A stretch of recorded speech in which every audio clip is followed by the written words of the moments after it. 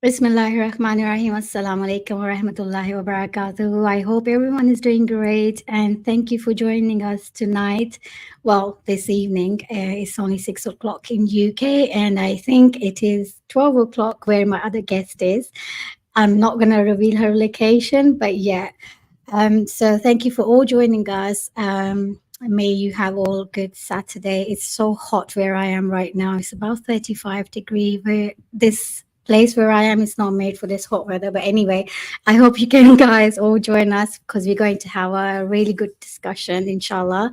So the topic tonight is women of Islam.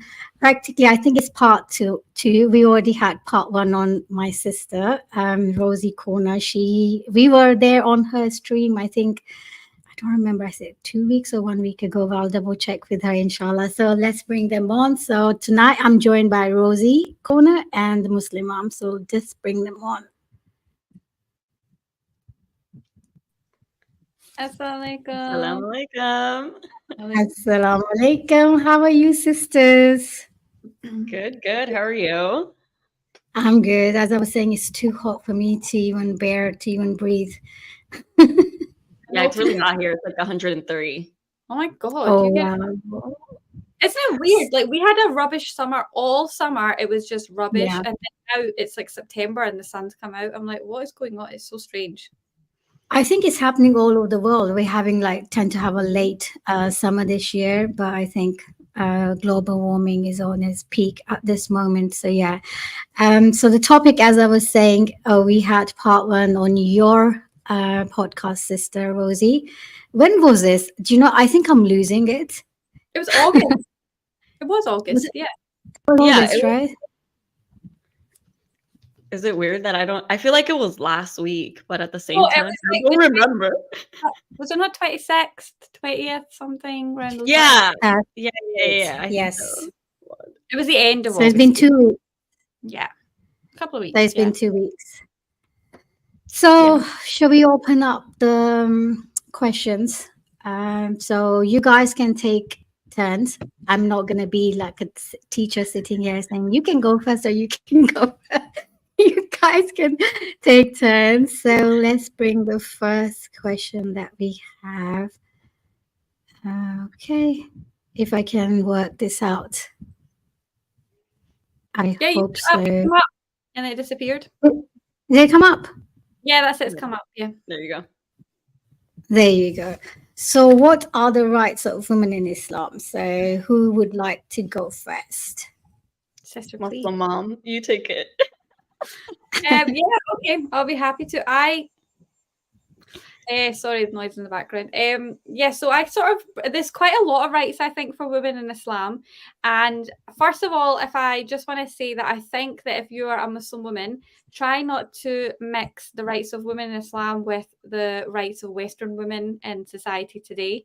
I think there's like so much differences, it's unbelievable. And I also think that the rights of women in Islam can sometimes be confused with the rights of certain countries, cultures. Like we've got big countries, Muslim countries like Saudi Arabia, Afghanistan. A lot of these are war-torn countries because of the West. So now they're taken over by people that are maybe more oppressive. So I think the rights of women in Islam is what you should look at. And to find out what that is, you look to the Quran and Hadith to find out exactly what that is. I sort of just looked at like maybe 4 different rights of women, obviously marriage, divorce, finances, and just general treatment of women. And if you look at first like marriage, the Quran sort of states that wives have rights over their husband just as husbands have rights over their wives. The husband is obliged to have authority over the wives and take responsibility for the wives. Now that doesn't mean that you can just do what you like.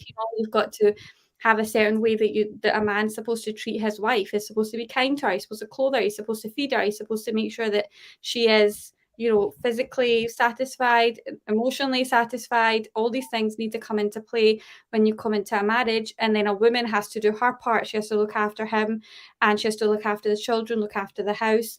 It's very clear that when I looked at the Quran, it was like quite clear that, a man is forbidden to like just sort of throw his wife out if he feels like it. It's very clear that like if there's issues in the marriage, the man is actually encouraged to fix the marriage for the wife, like not to, and she's actually got more rights to get divorced than he does. If it's actually, he's actually like, he can't just divorce her willy-nilly, like and if he does divorce her, and I looked into divorce as well, if he does divorce her, he has to make sure that she's still paid for, that she's still looked after, she still has somewhere to go. You can't just throw her out of her home. And if a woman wants to get divorced, she can get divorced if she's not physically satisfied, emotionally satisfied, like I said. That doesn't say women can just get divorces willy-nilly either.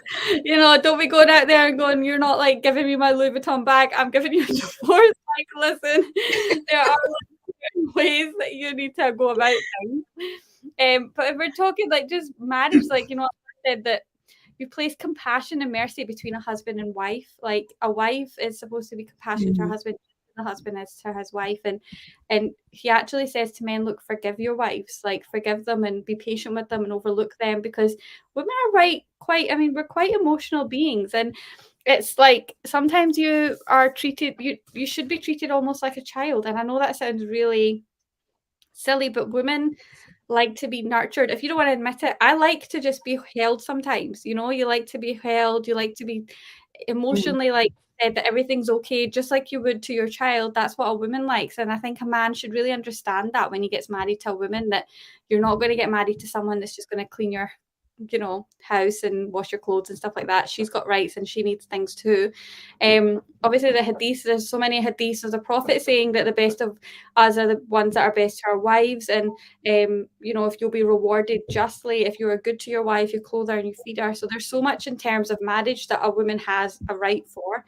In terms of divorce, actually women have got more rights. You know, if she's divorced and she has children, then the man is expected to look after his wife and his children, still provide for them financially.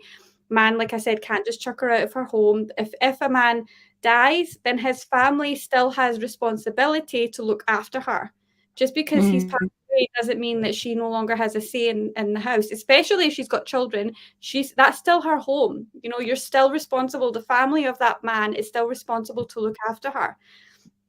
And you know, if she gets a dowry, and this is a very long conversation, I think, in Islam, and I think this is a separate topic. Dowry is something else that we can attend to, because cultural mixes up with that. I mean, we know, Sister Navida, you'll know in Pakistan, like the dowry situation is just insane. But if we actually look at it, yeah, a woman gets a suitable amount of dowry. Doesn't mean that she can ask for cars and bikes and all this other stuff that's going on.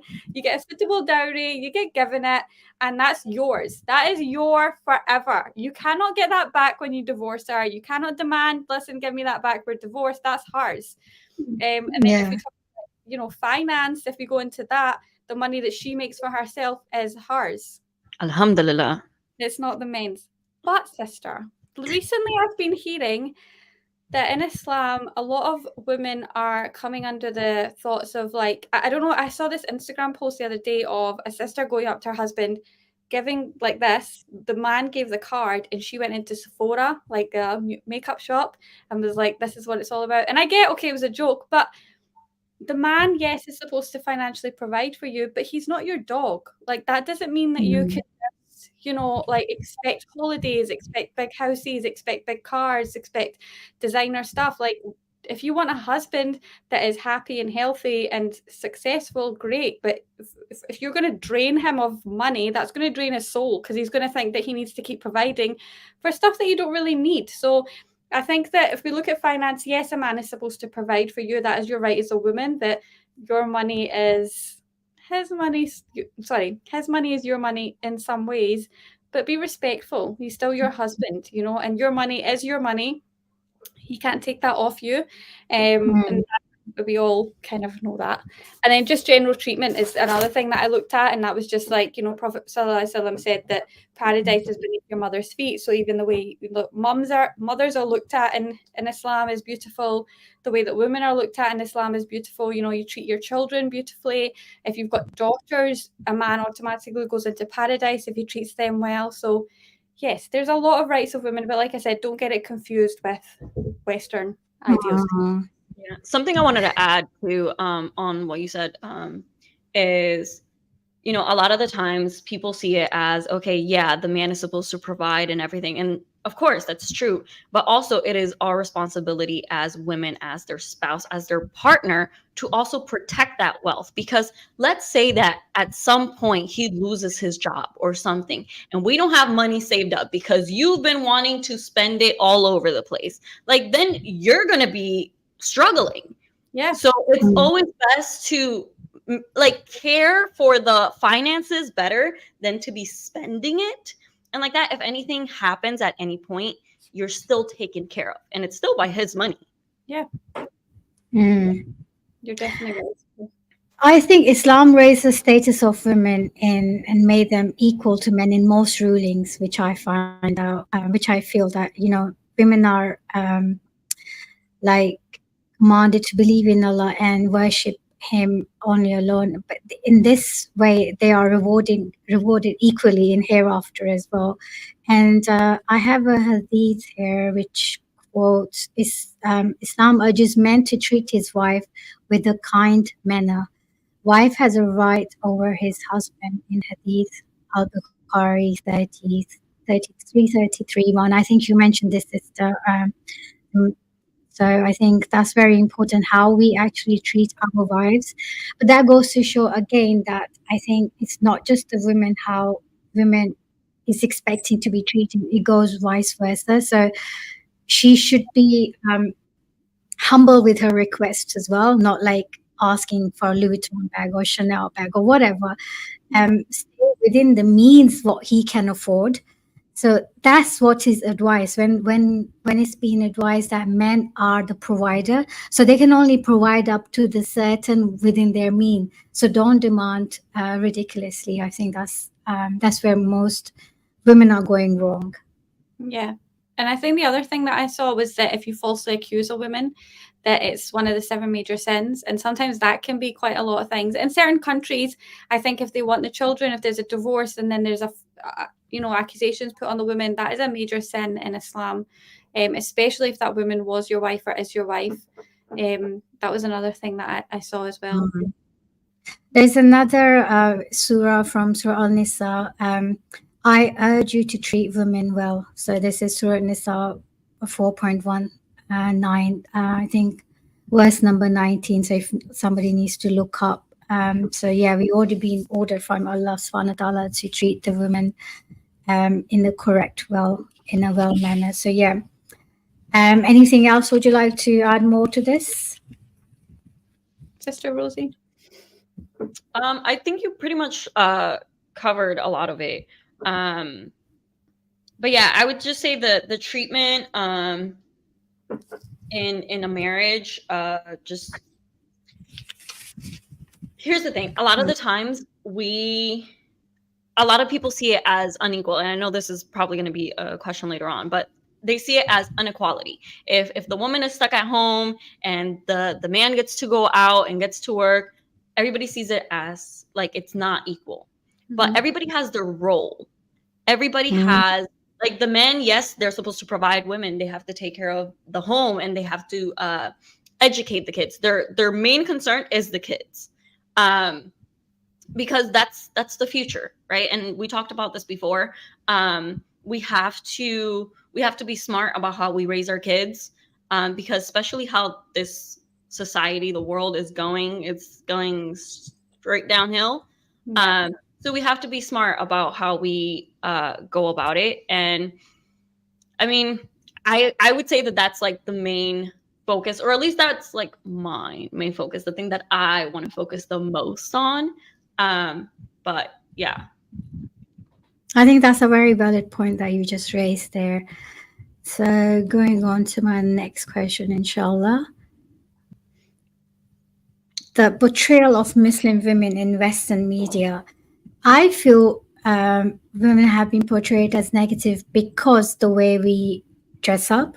I don't know, you can agree with me or not agree with me, but they tend to always look down on this, and they tend to think, oh, these Muslim women are financially oppressed, you know, they're uneducated, they are extremist, or whatever they want to give us name, uneducated, only housewives, and they are sexual objects to men. So I think that is I totally do not agree with this.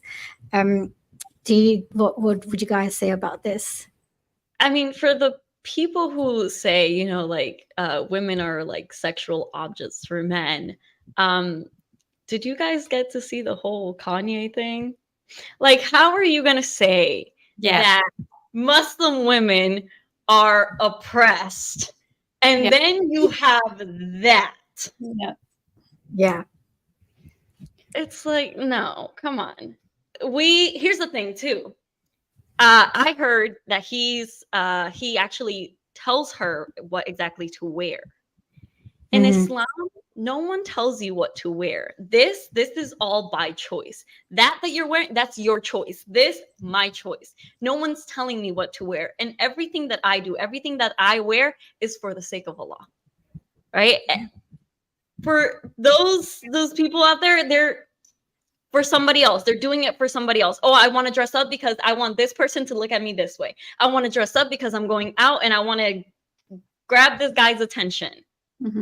You can do that with fully dressed. Yeah. But yeah, I think there's a very negative portrayal of Muslim women in the media. And I think that has a lot to do with just how women in the West are viewed, and because they're viewed in such like they're free, they have their freedom, it makes it seem like we're oppressed when really it's the opposite.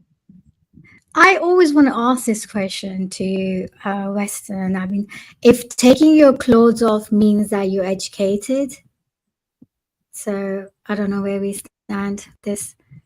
What do you think, sister? I think, I mean, Kanye West, I couldn't even look at those pictures. Like, I was like, oh my God, please. Like, I'm a woman and I don't want to look at your flabby ass. Sorry. Yeah. Sorry, that shouldn't have come out. But you know what I mean, right? I'm like, listen, there's just no need. Even if you're not like a big person, then there's still no need for you to be out like that. Like, okay. And I think there's more to it in that situation. That is there because he's looking for press, he's looking for, you know, hype, and there's obviously a lot more to it. So that's a different issue. And if you look at, I know we're looking at Muslim women, but if you just look at how women are portrayed right now, if you look at women, there's two categories. There's like, they're either wanting to be a man or they're sex symbols. There's like, or the crossover is they're over-sexualized there's over-sexualization of women. And it's like, I don't watch TV, but when I did used to watch quite a lot when I was younger, that was a lot what you saw. Like the Western woman is cool, is like a manly superhero, and men are portrayed as like they're dogs that like must like bow down to them and say yes, yes, yes. And like there's so much gender confusion, hence why everybody doesn't know what they are anymore. You know, the gender is construct now. It's not. It's biology. You're a man or you're a woman. It's as simple as that. But now what in media, it's like who are we? Because women don't know who to be. So as a Muslim woman who's now coming out and she's very feminine and she's dressed modestly, it just breaks the narrative that they're trying to push. They're just like, no, these Muslim women are like ruining everything. They're telling women to be women. They're telling men to be men. That's not what we want to sell. So then I think what happens that then that's where that comes in of them being then the push is all Muslim women are impressed. They're made to dress like that. The men are making them do that. Don't be like that man. Don't be, oh God, that's so sad for the women. They're victims. And it's just a narrative that's being pushed to then push their own agenda, which is what they want women to be.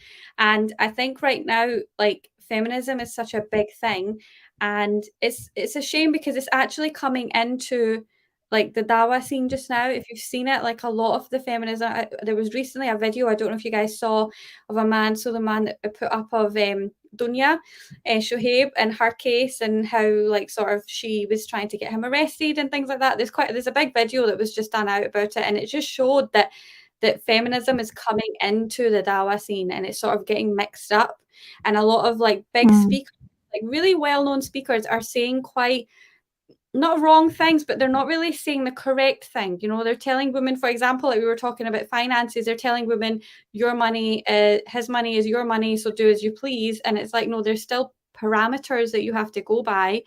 So I think that feminism is such a big thing that we're actually starting to accommodate ourselves to it just so we don't look bad. But no, like, just stand our ground that this is the way a Muslim woman is. This is her rights. This is the way she's going to be. Then everybody else will just have to conform. And you actually end up seeing more people come to Islam because they'll actually see that this is something that they stand by. They're not conforming to the way that everything is just now. Yeah, it's a passionate topic of mine because it's mental the way that women are. You know, we got women's sports and that they're like men are coming into women's sports as a woman, and then you've got men that are women that are going to, like, have you ever seen a woman go into a man's sport, like trying to be a man? Like, I guarantee that that's not going to happen because she's not going to win because she can't compete against. You know, it's just the way that Western media is destroying women in general, and they're also destroying Muslim women in the process because they don't want us to be the opposite of what's actually going on in life.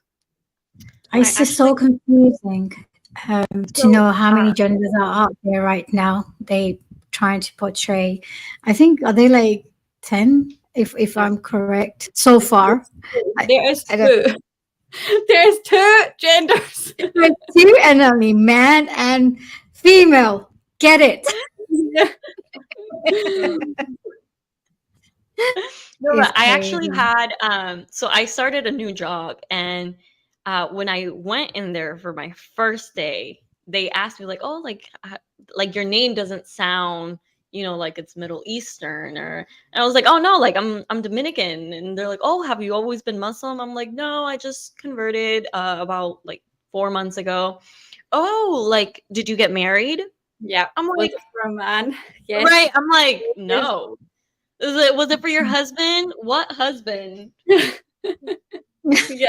Where? I think that's a huge misconception as well with Western media. They tend to think, oh, the men are actually forcing these women to come into Islam, but that's just not true though. They coming into Islam because Islam is the truth, and they seek, they do the opposite, that actually men convert for women and don't practice. I think actually you find that sometimes more than women converting for a man. I had somebody actually tell me that. They're like, I'll convert for you. I was like, no, I'm good. If you want to convert for Allah, then by all means, but for me, no. Yeah, because it never lasts. That never lasts. Yeah, I know. Unfortunately, yeah, but that's the truth that we live in. So coming back to the question that I think we hit briefly on this: does Islam oppress women? Go on first, sister. I've just talked. Honestly, here's the thing. For me, I was not Muslim for 23 years. And after converting, this is the most respected I have felt in my whole entire life. MashaAllah. And I have worked in so many, like I've worked many different jobs, but the one that I probably worked the longest was bartending. And there a lot of people that are in that scene will say, oh no, I'm as free, like I have all the freedom in the world. But in reality, they are more oppressed than anybody else because they're holding you. You're making your money off of this, which means that they have that hold over you because that's where your income is coming from. Mm-hmm. So they have that hold over you, and you feel like, well, I have to do this. Mm-hmm. And I don't know, once I got out of that and I converted, I saw everything from like a whole new perspective. And Islam puts women on like a whole pedestal.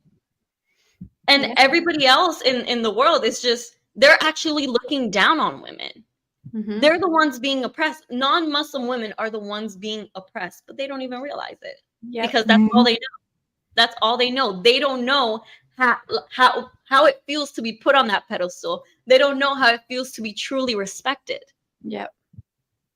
Yeah, you're so right. It has come down to what the world is like today, like I said, and I think there is an agenda to say that Muslim women are oppressed.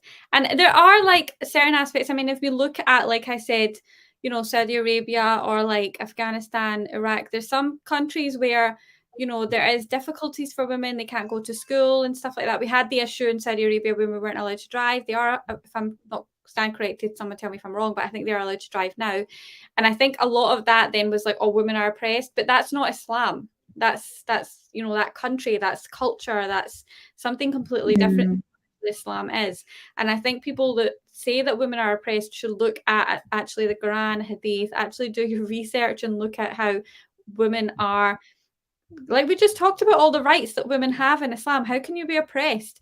And if you know, like look at Hindus and Jewish people. If you look at, you know, I had Brother Sneeko on, and he's been in, he recently went to Israel, and he was saying that they're losing their religious identity. All the women there are completely losing their religious identity, and they look at how men and women are treated, Muslim men and women are treated, and they're like, oh, that's not like that here. And even in India, the Hindus are becoming feminist. There's so much feminism over there. They've lost their right away. The women over there don't know what they're doing. And it is very clear cut. The Muslim women in Islam have got it written down.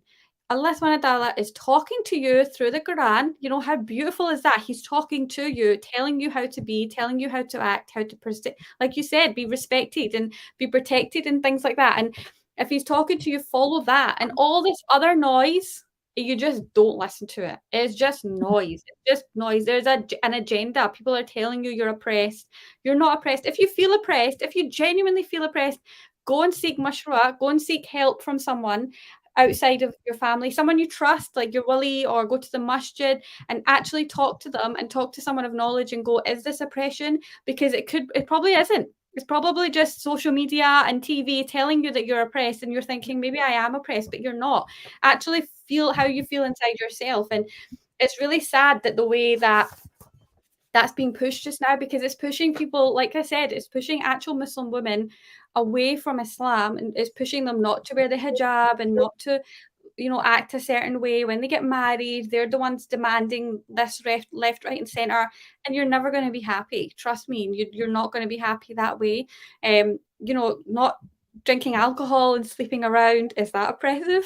Like, I don't think that's oppressive. Like, these things are actually going to give you mental illnesses. Like drinking alcohol, for what reason? To numb the pain, right? That doesn't solve anything. The pain's You still wake up tomorrow with a headache anyways. Exactly. And the same problem still. I've never understood like why people drink. I don't want, like, you're just going to get sick the next day. Why would you drink to then get ill the next day? Like, what is the purpose of that? For like 2-hour high that you have a child. Trust me, childbirth is the biggest high after you have a baby. Like, it is the biggest high. Honestly, like, I think if I could handle the looking after kids, I think I would just have kids forever. Like, after giving birth, you get this euphoric feeling of like, I am superwoman. I just made and gave birth to a human being. Like, that is the ultimate high. Forget alcohol, just have kids. You know, like, it's even like the things that's happening in France just now, them banning the abaya and controlling can and cannot wear. Like, is that not oppressive? Telling someone what you can and cannot wear because they live in a certain country, because they want to cover themselves up. Tell me, what is it that wearing the abaya or wearing hijab does to you that you need to ban that? What does it do to you? It doesn't do anything at all. How does it affect you, right? Go to the beaches. And they're such hypocrites. Yeah. Like, why do we have to follow your LGBT agendas then? Why we have to listen to your when we're allowed not to wear what we want to wear? This is our identity. Yeah, why do we have to look at your flags in all the windows? Why have you got nudist beaches where children can walk around and there's people with no clothes on? How is that not a problem? But it's a problem for you that I'm covering up. I'm covering up and protecting myself, getting respected, and you want me to take it off. How dare you tell me what to wear? Could you imagine living in a country where you weren't allowed to you had to walk around with your clothes off? Like, it's insane. It's insane. Literally, I've seen in France, literally, when the girls are entering the schools or colleges, they're taking their hijabs off. Like, could you imagine that was your daughter? Could you imagine girls up and they're being told to take their hijab off. It's hard enough trying to get them to wear the hijab, and you've got places like this. It's yeah. It's sad. So I feel, as we just said, obviously Islam does not oppress women. Rather, it affirms their right to maintain their identity, as we just said. Clothing, hijab is our identity.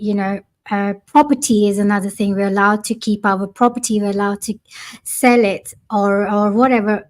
And woman is not really allowed to spend her money. Her money is her money. So what do you call this? You're making women work hard in West 9 to 5, and then she comes home and then she looks after the kids. What's that? Isn't that a form of oppression? I think women's been given so much rights in Islam, to be fair, and she is allowed to represent herself in the court, and she can testify on her behalf.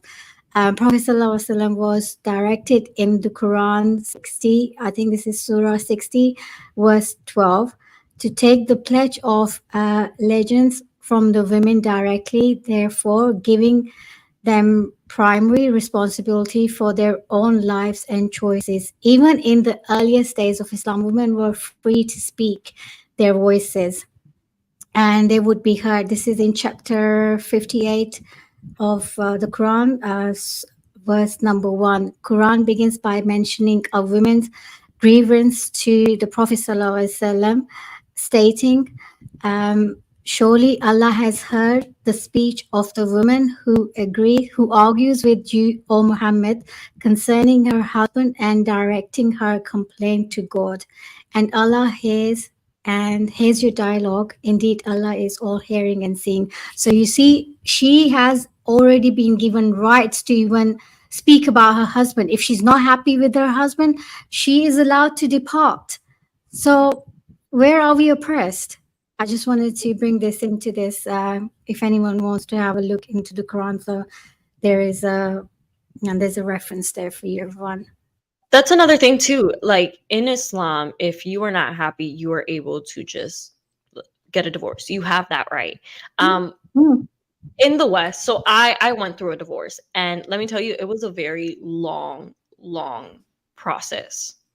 It was such a long process. It was so expensive. There's like so much that goes into it.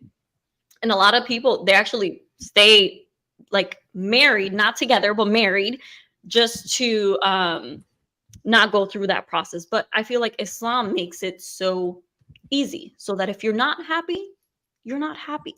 You're able to just step away, you know? Yeah. If I may say, like, depart. One thing that you can get away, like, I think divorce is such a big thing in, like, we see Western worlds. Like, why not just do an Islamic nikah? What is the need for you to have a marriage contract in a country? What is the actual need for that?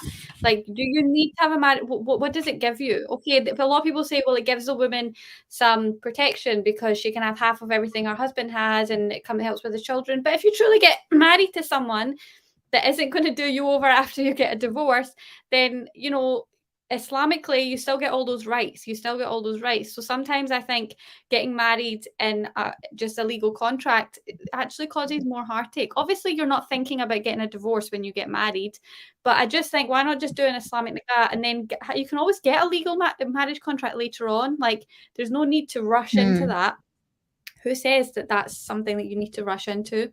Sorry, I just wanted to say, because I think a lot of people think that when they get married that they have to do the legal contract. Just as long as you've got your nikah, that's the main thing. That's you married under the eyes of Allah subhanahu wa ta'ala. That is you married. Yeah, that's the valid one in the eyes of Allah subhanahu wa ta'ala, not the registration as it is in UK, and I'm sure it's in Scotland as well. So yeah, a lot of women say that it gives them a right over the properties or whatever, but you will get that anyway, even in Islamic nikah as well. So yeah, I don't know why you correctly said that. Just go for it. I think we should just really advocate nikahs. So I think a lot of women need to think about this. So yeah, anything else you guys need to add? I don't know who came up with the whole feminism thing, but I'm gonna need them to stop because I'm tired of working. I'm exhausted. Yeah, Yeah, it's hard. I actually was supposed to go back to work in July when my baby turned 1, and I was like, "Ugh," and I said to my husband, I'm not ready to go back. And he was like, "Don't go back." And I was like, "Oh, I have no choice. Yes, I don't want to go back." And he was like, "It's fine." But then he did say, he was like, "Look, take my card if you want to go do that stuff." And something inside me was like, "Ugh, I now have to depend on a man." And it's, and he's Mhm. good, but I was like, "Oh my God, this gives up my freedom." But then I was like, "No, it doesn't." Like, I still have some money from my job, and so what? Like, it's his kids too. I have to eat. They have to eat. Like, yeah, I'm gonna take his card and go to Tesco, like our supermarket, and buy like whatever I want. And then the money that I do have, if I want to buy something for myself, I can. I think there is also that misconception of like, if you don't work, like, oh my God, your freedom's gone because you're now using your husband's money. But no, Mhm. I don't need. I mean, that's Yeah, your partner. It's your partner for a reason, and And they yeah, know what they signed up for. yeah, that was a big concern of mine when I stopped working. It was like, I have to give up my freedom. But I was like, look, I've got kids. Like, I I can't. gave up my freedom when I started working from 5 a.m. to 11 p.m. Yeah, that's There went my freedom. yeah. I don't want it anymore. yeah, no, Those you're are some long hours. Oh my Yeah, they God. are so long hours. Yeah, that is Yeah. a job you need Wow. out of this. You need a better job. Come to the UK, we'll get you a 9 to 5 job that you can sit at home and do. Yeah. I remember when my kids, I went back to work when my older was 5. So I spent good 5 years with them. So I think these two, like first few years of their life, you need to be there with them. Yeah, you So do. as And you then can understand, sister, yeah, I mean, it's so important for a child, for a mom to be there. How can you hand your own child to some childminder? I could never do that.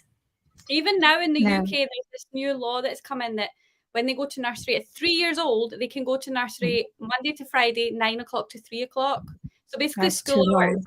And I was like, and everybody that I've spoken to is like, oh, great, your kid can go away for 3 hours, for 6 hours a day, Monday to Friday. And I was like, who's bringing up my kid? My kid's 3 years old, and some random in a nursery is bringing my kid up. Like, and they're like, but Mm, you can work. And I was like, no, but I'm going to miss so much. It's hard enough that I'm going to send them to school. Like, I've only got mm, a couple of years. Like, I don't want her to be away. And I'm not even going to see her in nursery. I don't know what she's doing. I can't see all the beautiful things that she does. So I don't have that urge. I actually have the worry of how am I going to let her go, because I'm going to be like, yeah. hold Even on. though I went back to work, but I started off with part-time. So I was only doing the hours when they were in school. When Yeah, my older one was, that's a she good thing. started her 9 to 3 o'clock. So I was like, I was making sure that I drop her off in the morning and then I pick her up in the afternoon because I want to spend that time. This time would not come back. Yeah. But now I'm thinking, okay, sometimes I do need a little space, but just give me a little space. Oh no, I thought that got easier as they got older. You get your space back, but obviously, Yeah, but no, I think it's more mental exhaustion as they grow older. They start questioning. They're into that phase, especially my daughter now. She's in that phase. She start questioning, and she can be a little bit rebellious sometimes. But yeah, I think that's a part of a teenager growing. One of the kids that I take care of, they're at that stage where they're just like, oh Yes. why? And I'm just like, ah. my God, yes, the And miscarriage. she comes to me saying to me, "Give me reference. Where does it say? Where does it say?" The book of mum, the book of mum, the book of me. I say it. I say this to my 2-year-old does that. Why? And I'm like, because I said so. Because Allah said so. And she's like, okay, mom.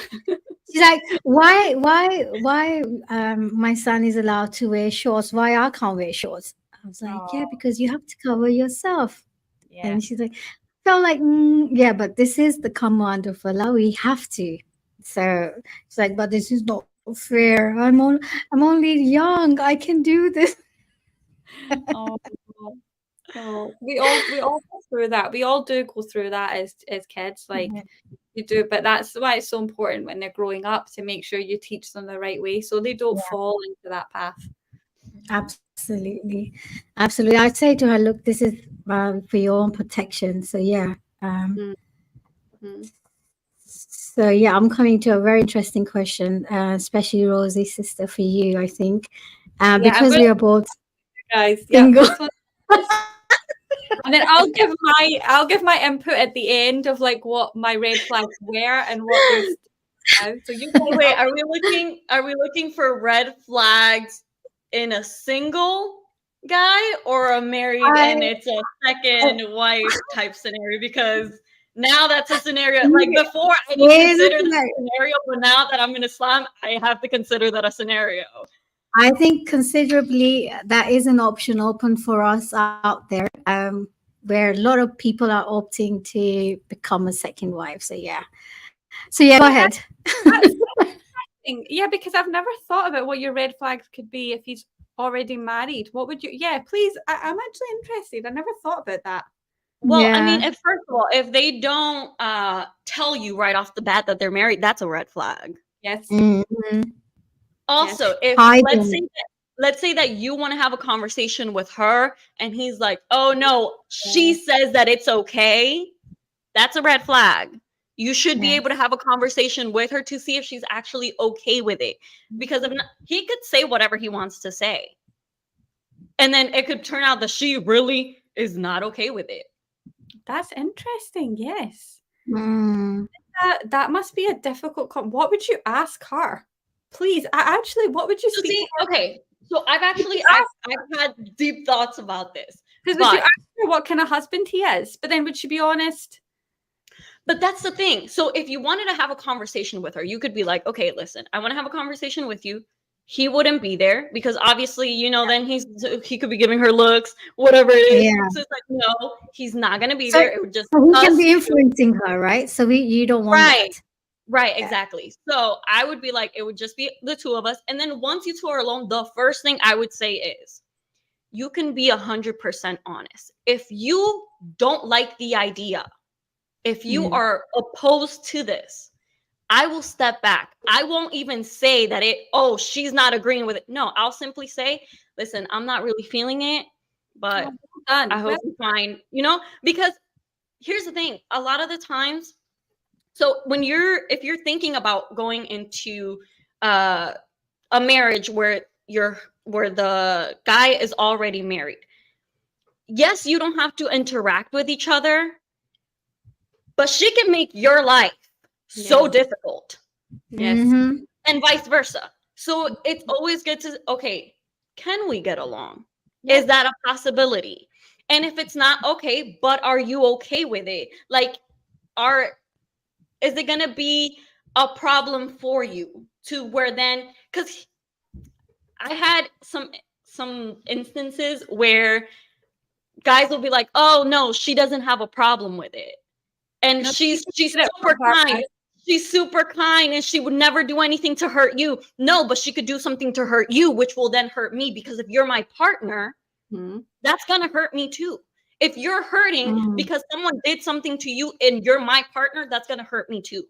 And you don't want to break up another family either by getting into that. Exactly, which is why I always think, if I were to do that, I would have to talk to her first because I need to make sure that she's actually on board. Because if she's not, I don't want to overstep. I don't want to step on anybody's toes. I'm no homewrecker or anything like that. I understand that this is something that is allowed in Islam, but just because it's allowed doesn't mean that everybody's comfortable with it. And if I'm going to be part of a family, because at the end of the day, she's also part of his family. So if you're going to be part of a family, you want to make sure that you fit into that family. Yeah. What would you ask her about what he's like as a husband, like how he treats her, like what happens, how they go out, how he is as a father? Of course, I would definitely ask all that. I would also ask how much time does he spend? How much time does he spend with you? And not as like, oh, that's the same time that I'm gonna want. No, it's more like how much time is he taking out for his family? Yep. How much time is he dedicated to you? How much time is he, or how focused is he on his family? Like that, you also get an image of how he's gonna be with your family. Yeah. You know, like if he's taking time out for her, okay, and this is someone that's truly just, that's truly following what Allah says, then he's going to be just with you, and he's also going to take that time out for you. Yep. But if he doesn't even take out time for the first wife, Yep. do you really think he's going to take that much time out for you? Yeah. And you should ask, like, I don't know if this is bad to ask, but I would be like, what issues do you have? What are your arguments about? Because if he can't even handle one wife, then how's he going to handle two? So if there's a lot of issues already in that marriage, then bringing on a second person is not going to help that. It's actually going to make that worse. As a married person, it's hard. And my husband will probably agree. Like, it's hard just having one wife, and I am insane. And as women, I'm a lot. yeah, like as women, we are insane, and like we can go from 0 to 100 without even knowing. Especially once you had kids. Oh my god! Like you completely lose yourself. You're completely broken, and you sort of got to put yourself back together, and you got no idea how to do that. Because I always say that I'm not who I was before, and I don't think I want to be like that, but you don't know who else to be. So he obviously has to deal with a lot, and he's like, I married one person, and what has happened to this? It's like our emotions are like up and down. They fluctuate like anything. I'm not even joking. Us women are highly emotional creatures. We have like we've got our period, so we have a cycle. So obviously so I actually tell him before my periods come in, listen, like it's going to happen next week. So this week I'm going to be mental. Like, just, you know, they need to then understand that. So yeah, if he's having a difficulty handling one wife, because it's a lot, then he's not going to be able to handle two. I also think that an important question to ask is, how understanding is he? And how does he, like, does he actually listen to you? Because here's the thing. If you're going to be in a marriage where there's multiple partners, where the man has multiple partners, you want to make sure that he can actually communicate. He can actually listen to what you're saying. Why? Because since there are two partners, if one is stressed out or whatever, can he actually like listen to her concerns and actually try to not fix, because you know there's certain things you can't fix, but can you try to make it better? Right? Because if he's a good listener for you and you guys communicate well, then you guys, with the second partner, you're able to communicate as well.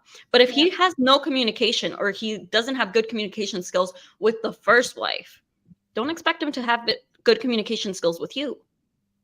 It's like, I'm just trying to understand, how would they switch off and switch on? Like, how would they switch off to one communication, to one home, and then going into another home? I find that really interesting. How would they manage this? Men can do it. Men can go from, they could have multiple. Like, I think to me the physical aspect isn't confusing. I think that's not an issue for men, because you know we don't need to go into detail, but you know men can. That's very easy for men to get through. It's not an emotional connection that they need. Like women need an emotional connection to do that. Men don't need that. I think emotionally for men it is a question like, how can you love two people? Because loving someone is a big thing. It's not just about, you know, oh, you're so cute, you're so sweet. There's more to that. There's the emotional of like understanding and being compassionate and kind, and then loving those children the same way that you love the other wives' children. Will you have favorites? Will you have favorites amongst your wives? Prophet ﷺ, the greatest man ever, had a favorite wife. You know, he favored Aisha over the other wives. He's always said that. So would that be an issue if he had a favorite wife? Maybe he would never voice that, but he would maybe show it. I mean, in our house, we don't have favorite kids, but in my house, I wasn't the favorite child in the house, and I was very. I knew I wasn't the favorite. They never. There is elements of. I mean, definitely there will be elements of jealousy. So. As much as these women can cry about, oh no, we'll be okay, but there is a certain element of jealousy. I think, and it really takes an emotional toll. It takes an emotional toll out of both wives. But now I have a question. Would you rather? Are you ready? Would you rather be the first wife or the second wife? Like, if you had to, like, me in that. Would you rather be the first or the second? The first. Like, I But don't know yeah. why, but you get that time, just you and them. So you've already created that bond and that connection. If you've had kids already before the second wife comes, you've got an even bigger bond. And then yeah, having a second wife, you're almost like stepping into it's like when you go to your mother, you know, you get married and you go to the mum and dad's house, or you go to that family's house, and you're sort of having to conform to them. Imagine going into a complete family unit and then having to figure out, and I don't know if it works like that, so I'm not sure if she has her, so second wife still has her own place and he just comes and goes. Or I think that each wife needs to have like their own place. It can't be in the same. And if here's the thing, I've heard that as long as she has her own room. But here's the thing, like if you're only providing a room for her, you probably should not be having a second wife. No. If you can provide a whole like apartment for her, then you know, by all means. But if she's in a room where your other wife is in the same house, no, and that's dangerous. No. That is dangerous. Because when you're spending, you can go 0 to 100 real quick. Yeah. And I feel man should not discuss certain things with other wife. It should just be private. Yeah. What is between first wife and the husband, it should remain as a secret. You should not reveal it to the other wife or whatever. I think that's how I feel. But yeah, I've spoken to guys. I've had live streams with men who have multiple wives, and they say that what happens in one house with one wife doesn't get shared with the other wife in the other house. They have specific days that they do it. Like it's usually like after Maghrib time, they go from one house to the other house, and everybody knows their role. The wives are very happy. They get on. They sometimes meet together for big occasions, and then they separate. And that's just how he manages it. And every man that I've spoken to, I think there's say 3-4 men I spoke to, Muslim Cowboy, Arab American, and Brother Rami, I'm having on tomorrow. They have multiple wives, and they're all very happy. They say the wives are very happy. They seem to be able to handle it very well, and they have a great time. So it can work. I think it comes down to the man. Can the man handle all the situations justly and well? And if he's already had experience, I don't think that a man who has never had experience in this, I think if he's had some sort of experience of having multiple wives or women, then he might be able to handle it better. I think he's never done it before, or if he's got one marriage that is very, very well, if it is a great marriage and he can do that marriage really well, then why not? I think that's a very interesting point that you just raised. If he's got experience, what if he's inexperienced? How is he going to juggle? How is he going to manage? But then again, you better think it through. There is a strict ruling on this. You have to be fair to all of them. As I think we previously spoke on your podcast, Rosie, that there are serious consequences. So sometimes I think we go into thinking that it might work out because we ignore the undesirable traits because we're so in love with that person. No, because later when it reveals when you start living with the person, then it's not hunky-dory. It might be a different story. So I think we just really need to vet properly who we're getting married to. Are we able to handle this situation? What would we do? So I think this is a question students need to ask themselves. So yeah, I think if we just take out the second wife for a second, it doesn't matter whether he's got multiple wives or any wives. Look at him as a man. What are the red flags for you as him as a man? You need to look at, like you said, you need to look at that first. Is he strong in his deen? Has he got some sort of Islamic knowledge?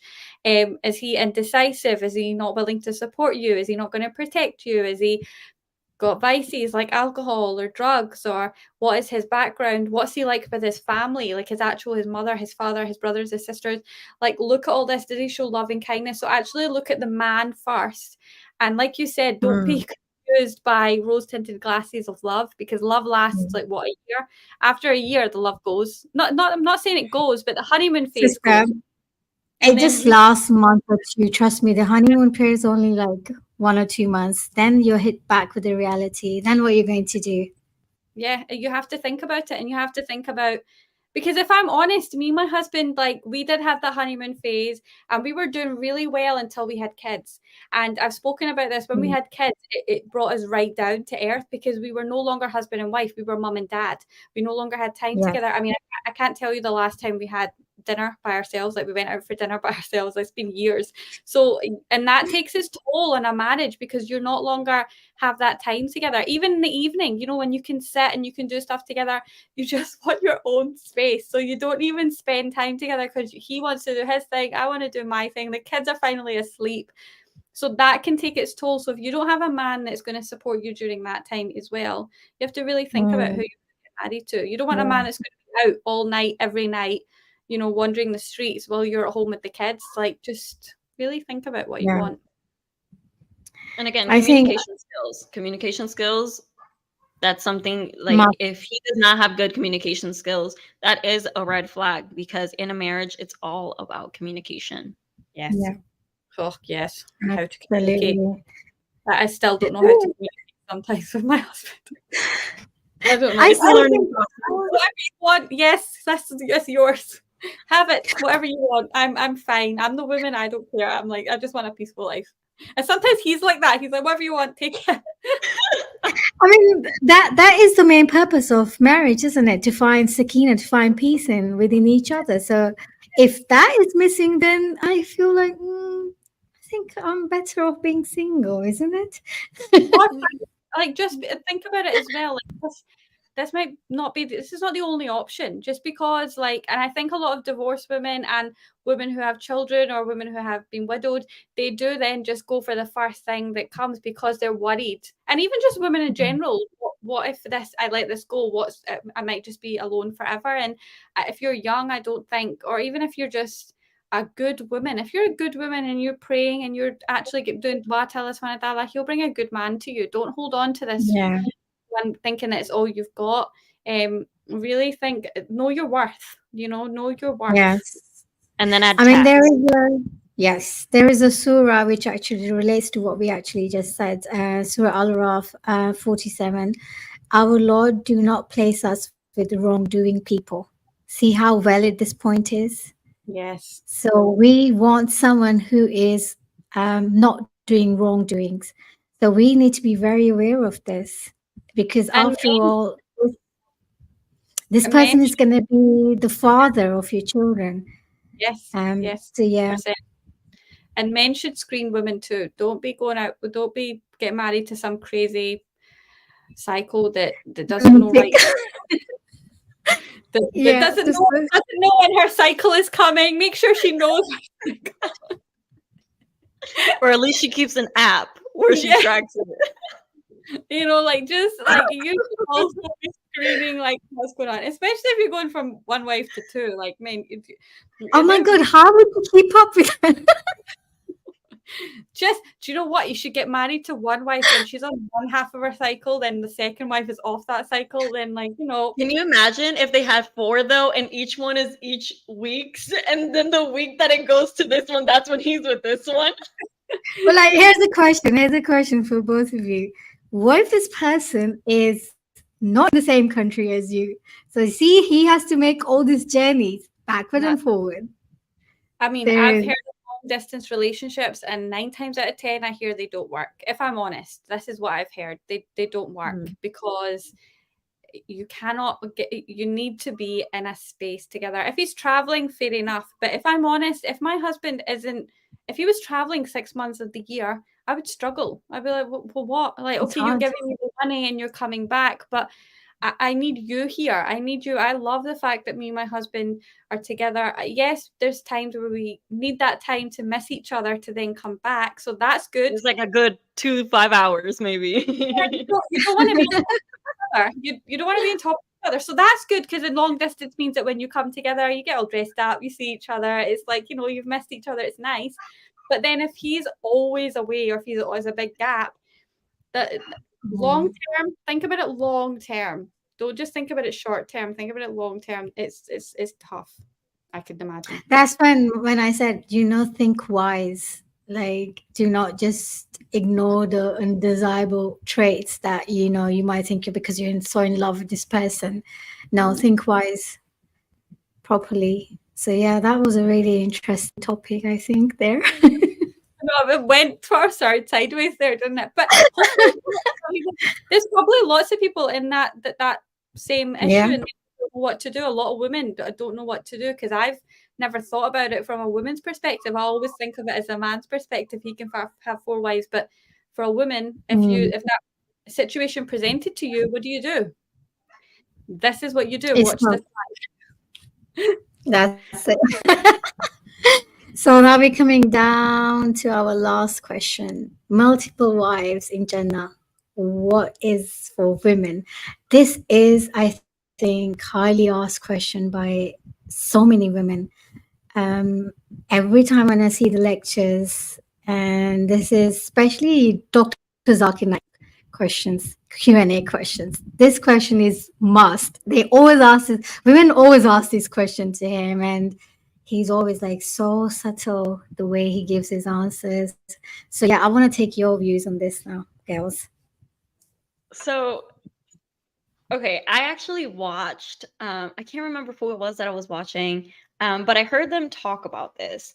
And it was the fact that paradise is all about, you get there by giving stuff up for the sake of Allah, which means that when you get there, you are going to be rewarded immensely. And in the Quran, yes, it says, about the what is it?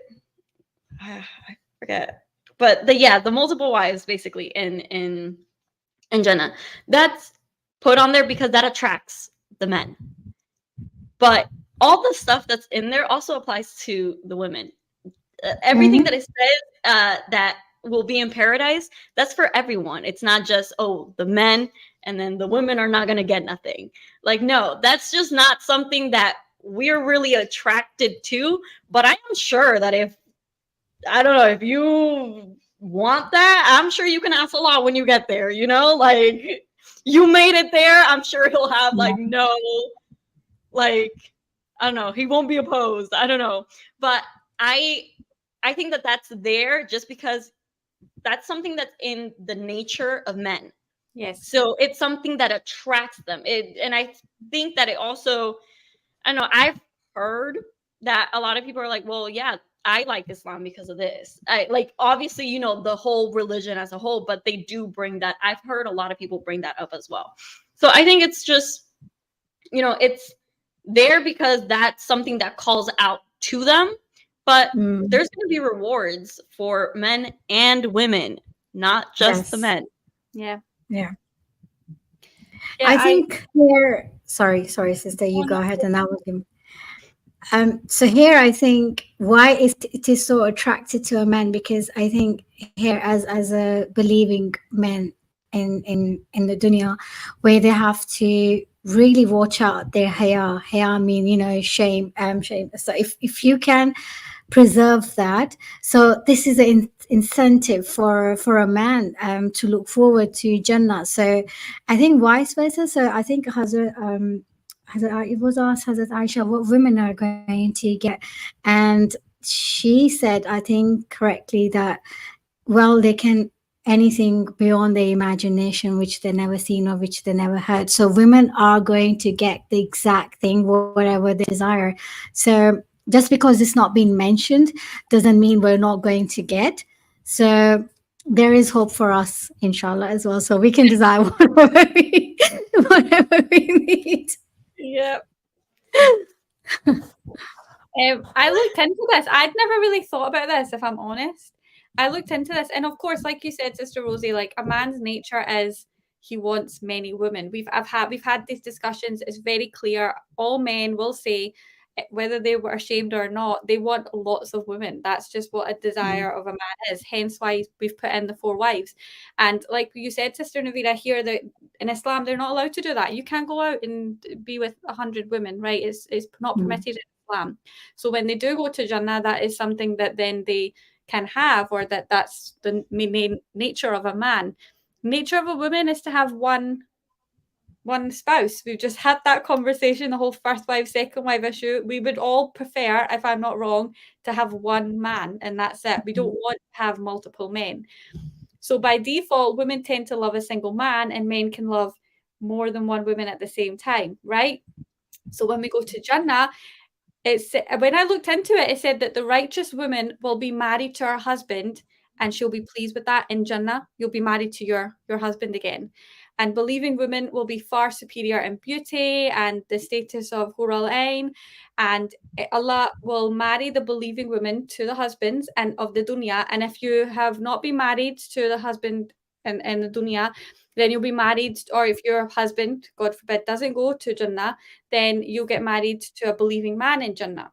And that is what they desire. That is what we would desire, and that's what would happen. This is what I've read, right? So if anybody tells me I'm wrong, please tell me I'm wrong. But when I read I've read the same thing, yeah. it made me feel good because I was like, well, yeah, because it says that if a woman does, that's sort of what we want. There's no jealousy in Jannah. There's none of these negative emotions of jealousy or paranoia of, what's going to happen or he's got multiple wives. There's none of that. Everybody is just pleased to be in Jannah. May Allah take us all there. That is what the goal is. And is to go there. You'll be free of envy and all of that stuff. You'll just be happy with what you've got. And that, if you think of like when a fetus is in the womb, that's one world. And when they come out into the world, they're like in a completely different place. That's what it's like for us. We're here just now. And then when we go, inshallah, to Jannah, that'll be completely different. You'll forget everything that happened here. And if I'm honest, I want to be married to my husband in Jannah. I don't want my husband and my children to be somewhere else. I want us all to be in Jannah together, just like I'm sure all happily married women I say happily married women will be, inshallah, and that's what you want because like I said, it's different there. We're not going to have waste coming out of our bodies. We're going to be very clean and everybody is going to be, like you said, you can have anything that you want. And I think that instead of worrying about what happens in Jannah, maybe focus on trying to get to Jannah first. like that it should be like, I'm sure Allah subhanahu wa ta'ala will look after us all when we get there. Just focus here on your task, which is to get there. And that is what you should be worried about. A lot of the times I'm like, maybe I should just stay single here and then Allah can choose for me once he deems me fit for Jannah. Because like that, I don't choose wrong here. Yes, exactly. Exactly. Like imagine getting married to a believing man in Jannah who's had his full life and a goodwill and like that. Then isn't that beautiful too? Like, why do you really want? See the women that asked this question. Do you really want multiple men in Jannah? Is that what you want? If you really do want that, then please be honest. I feel like one is a headache enough. Yeah. So like, think about what you're saying. Like, what do we get? Well, you get one man, just like you get one. Yes. I second you, Rosie, here when you said you rather just get married in Jannah. I think I sometimes feel like that as well because I just want Allah subhanahu wa ta'ala to make me content in this dunya so I can look forward to having whoever I want to have, be it job, that gorgeous man, whatever, it could be any whatever you please. So I feel like that as well. Sometimes, okay, Allah, please, okay, if it's not meant to be for me in this dunya, save it for me in the next dunya. So yeah, and I don't think we should be worried. Like it's a topic, yes, that gets raised, but listen, just focus on right now, like trying to get to Jannah. You might not even get to Jannah. There's so much to do before you get there. May Allah bring us all there, all of us that are really wanting to work hard in Islam to get to Jannah. May Allah take us all there together, inshallah. But that's a big task in itself, like to try and focus on that. That's my fear. Like I actually fear death because I feel like I'm not worthy enough to go to heaven. I honestly, if I'm being honest, I don't feel like I've done enough in my life to deserve to go to Jannah. And I've not done anything bad. I've never murdered anyone. I've never drank alcohol or anything like that. But you as a person, you really got to think, how have you treated people? Have you treated family? How have you been as a human being? Have you done enough? Have you prayed enough? Have you given enough charity? Have you done all these things? And if you can say yes, then I think you're lying to yourself because we can all do more. Yes. I think it all comes down to your characters as well, because Allah subhanahu wa ta'ala did say that He's going to really focus on the person's character as well. So, like, how you are with people here in this dunya, because then you're going to have to answer in that dunya. If you hurt someone, is that person going to be forgiving you in that dunya? So, that is something to really, really think about. So, yeah. Yeah. Yeah, as you said, may Allah take us all to Jannah, and that is our first goal, to get to Jannah. Forget about how many wives or how many hur you're going to have. So, Yeah. so Inshallah, we can, instead of doing a live in Jannah, we can all sit together with our husbands and like be really happy. Inshallah, that is what the goal is going to be. If we don't meet in this life, inshallah, inshallah, we will meet in the next life. inshallah, inshallah, that's the prayer. That's the prayer. So yeah, mashallah, we're coming to the 1 hour and 10 minutes. Mashallah, we did say we're gonna keep it to 1 hour, but it's gone over. But yeah, inshallah, yeah. I really enjoyed the podcast today. Thank you for both coming on to my live, and I absolutely loved it. I know you guys are busy, especially you, sister. I know you have two little ones, so yeah, you've got your hands busy. I So was yeah, I don't know how you do. Well, I bathed them this morning because I was like, wait, they're not going to get a bath in the evening. So I bathed them this morning. So I'll just put their clothes on and put them to bed, inshallah. So yeah, and then tomorrow's a pretty easy day, I think. So yeah, we'll get through it. Mashallah, But we should definitely mashallah. do this brunch. Let's do this brunch like offline. Let's do that because I'm really Yes, we should definitely do that. interested and just like have a Yeah, proper conversation. yeah, we were talking about this, right? Yeah, I'm all So let's do that, inshallah. that would be So good. yeah, thank you, Rosie. I know Thank you you're so much busy. for What are you having me doing on. later? It's really early there where you are. So what you gonna any plans for later? I'm going to work right after this. Oh gosh. Oh, okay. Wow. We've already combated the solution to you not working. So may Allah bring it to you.